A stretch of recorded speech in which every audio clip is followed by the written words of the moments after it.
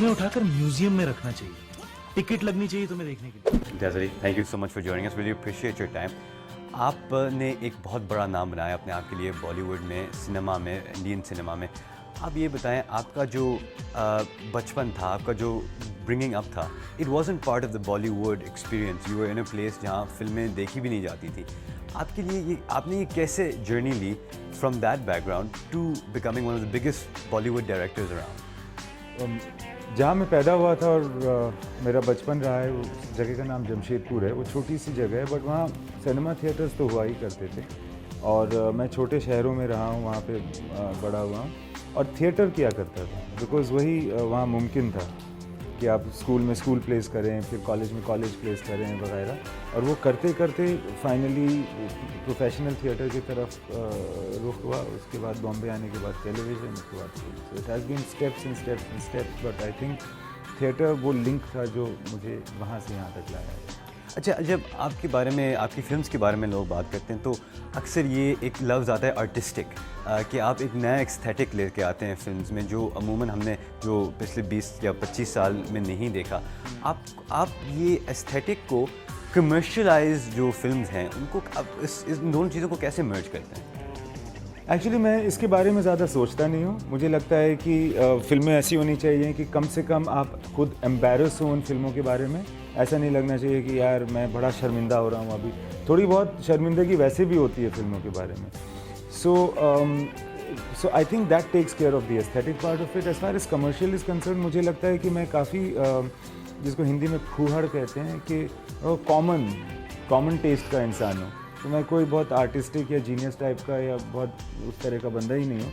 तो मुझे जो चीज़ें पसंद आती हैं वो अमूमन लोगों को पसंद ही आती हैं। मैं बहुत उस तरह से ना, तो आप इन चीज़ों के बारे में ज़्यादा सोच नहीं। हाँ, मैं ये सोचता हूँ कि मुझे पसंद आ रहा है, मैं बड़ा एक्साइटेड हूँ, मैं रियली ये कहानी बोलना चाहता हूँ और मैं चाहता हूँ कि ज़्यादातर लोग देखें यार और इन्जॉय करें। मगर इसका मतलब ये नहीं है कि आप कुछ ऐसी चीज़ करेंगे उसके लिए जिसके लिए आप शर्मिंदा हों या जिसके लिए आपको आपके दोस्त बोलें कि यार एक्चुअली तू मत आया कर यार मेरे घर भी, तो कितने योर बिगेस्ट हिट्स।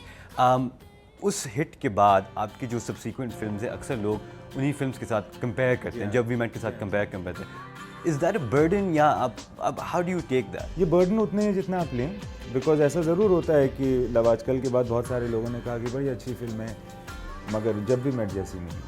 तो उसके बाद फिर रॉकस्टार के बाद बहुत सारे लोगों ने कहा कि बहुत अच्छी फिल्म है मगर जब लव आजकल की तरह नहीं है। फिर कुछ लोग ऐसा कहते हैं कि सो ओपिनियन इज़ मिक्स्ड। लोग अगर आपकी फ़िल्मों को आपकी दूसरी फिल्मों से कंपेयर करते हैं तो इसमें कोई ऐसी बात नहीं है, वो बहुत नॉर्मल सी बात है। आपको, मगर मेरे ख्याल से मैं ये कोशिश करता हूँ कि ना मैं वो दोबारा करूं जो मैं कर चुका हूं पिछली फिल्मों में, ना इतना भागूं पिछली फिल्मों से कि अपनी आने वाली फिल्म को ख़राब कर दूं। ये बताएं कि आपकी जो फिल्म्स हैं, स्पेशली फिल्म्स लाइक लव आजकल, उन्होंने एक ऐसा स्टेटस ले लिया है कि they become sort of the voice of the generation. कुछ लोगों ने ऐसे भी लव्स के बारे में यूज़ किया, बल्कि लव आजकल के बारे में एक मशहूर चीज़ है कि एक लड़की है कलकत्ता में जो हर दिन बैठ के वो मूवी देखती है। क्या है, how did you manage to tap into ये जो यूथ जनरेशन, जो नई जनरेशन है, इनका जो द सॉर्ट ऑफ द ज़ाइटगाइस्ट की जो है? होता क्या है कि अपने आसपास मैंने इन चीज़ों को देखा है, देखता रहता हूँ। ये चीज़ें मुझे इंस्पायर करती हैं कहानी लिखने में, कहानी लिखने के लिए या फिल्म बनाने के लिए। जैसे कि मिसाल के तौर पे लव आजकल मेरे दोस्तों ने एक ब्रेकअप पार्टी दी थी जब मैं कॉलेज में था। उन्होंने कहा कि हम ब्रेकअप कर रहे हैं यार और हमेशा रो धो के करते हैं, तो यार फलानी जगह आ जाना, हम ब्रेकअप कर रहे हैं। तो I went there and I ate and drink and I was very happy, but this stayed with me for years and years. By the way, तुमने नोटिस किया है कि देसी लव स्टोरीज में लड़की का नाम हमेशा पहले आता है? मैं क्या बकवास कर रहा हूँ?